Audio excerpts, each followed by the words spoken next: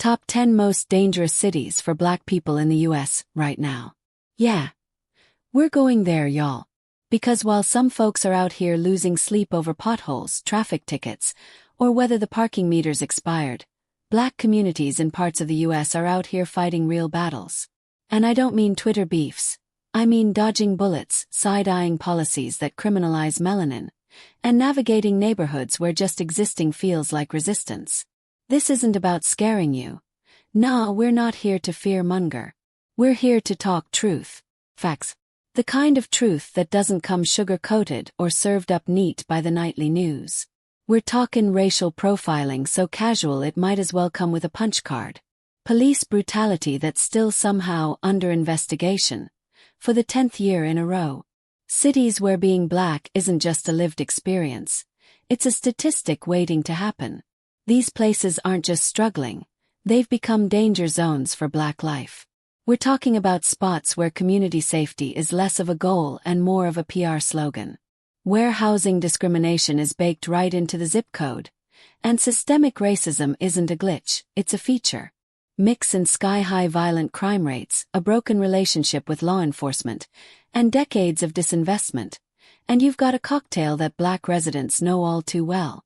So if you've ever wondered where in America it's hardest and riskiest to be Black in 2025, buckle in. This list might confirm what you've already felt in your bones, or it just might shake you to your core. Either way, it's time to pay attention. Don't forget, smash that like button.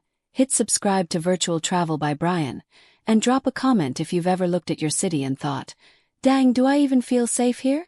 Let's get into it. Number 10, Chicago, Illinois. Chicago.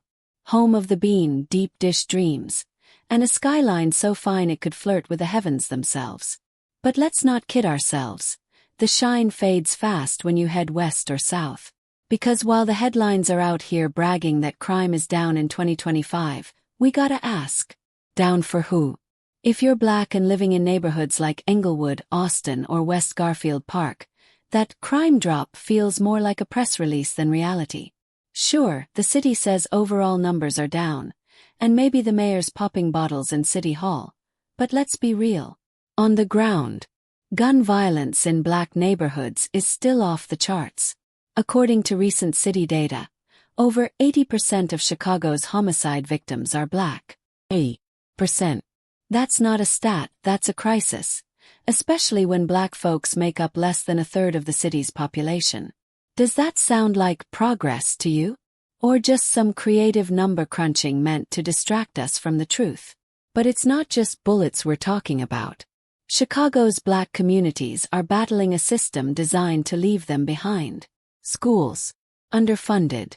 Jobs, heirs, mental health resources, practically invisible. People are more likely to pass a liquor store than a clinic. And the cherry on top, these communities are over-policed and underserved, like being watched under a microscope while being completely ignored. You ever think about how a zip code can predict your life expectancy? In Chicago, the answer is terrifying. There's a 30-year gap. Yeah, 30 years between the city's richest and poorest neighborhoods. And you already know what role race plays in that. This ain't random. It's redlining. It's school closures. It's clinics gone and grocery stores replaced with dollar aisles. And somehow, despite all that, folks still stay. Still survive. Still love their city. Not because it's safe, but because it's home. But yo, should surviving your hometown really be seen as a badge of honor? Should loving your culture mean risking your life? Chicago, we got mad love for you. But right now, you're sitting at number 10 for a reason. Number 9, Memphis, Tennessee. Memphis, the land of blues, barbecue, and Southern charm. But for too many Black folks, it's also the land of broken promises, bullet casings, and deep systemic pain. Let's not dance around it. Memphis has a violent crime problem. And I mean serious. Year after year, Memphis ranks near the top for violent crime in the country. Not exactly the kind of list you want to be number one on. From shootings to assaults and robberies, the numbers are sky high. But here's the thing, that violence isn't evenly spread. It's concentrated in Black neighborhoods. where families are just trying to live, to work, to raise their kids in peace. Ask yourself, how safe can you really feel when your community feels like it's under siege? Where calling 911 might mean help or more trauma. The violence is just one piece of the puzzle. We're talking decades of poverty, under-resourced schools, and job deserts that leave entire generations scrambling for survival. Nearly 1 in 4 Black residents live below the poverty line in Memphis. And when there's no way up, some folks feel forced to go sideways. Then comes the gentrification. Slick developers promising revitalization.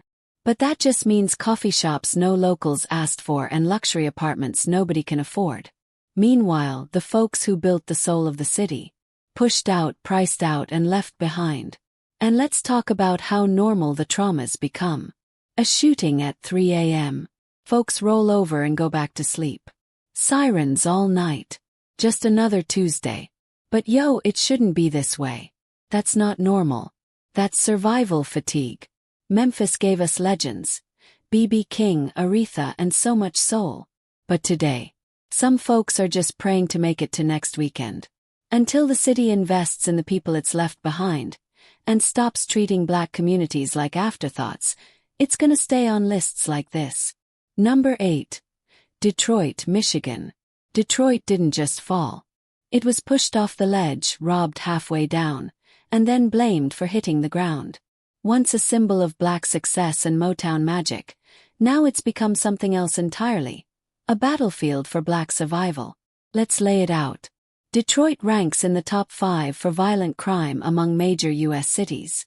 We're talking about assault, homicide, robbery, the kind of stuff that makes news anchors drop their tone. But for Black folks living in Detroit, just Tuesday, over 14,000 violent crimes in 1 year. And the majority of them go down in Black neighborhoods. And don't let those trendy downtown spots fool you. Gentrification might dress up the skyline, but the pain's still in the bones. The auto industry vanished, taking stable, union-backed jobs with it. What replaced them? Nothing sustainable. Just gig work, fast food, and unemployment lines. Add in crumbling schools, weak infrastructure, and healthcare that's more fantasy than fact, and you've got a city on life support, and nobody's checking the pulse. Nearly 30% of Black Detroiters live in poverty. And for the ones who aren't, they're still dodging the same structural landmines. Detroit's been through it: bankruptcy, corruption, drug epidemics, and it still keeps going. That's strength. That's resilience. But strength shouldn't be a requirement just to live. And here's the kicker. While the city rebuilds its image, Black residents wonder, do we even get to be part of the comeback? Or are we just watching the remix from the sidelines, wondering why our verse got cut? Walk the streets without fear, you've got work to do. And that's why you're sitting here at number 8. Atlanta, Georgia. Atlanta. The Black Mecca.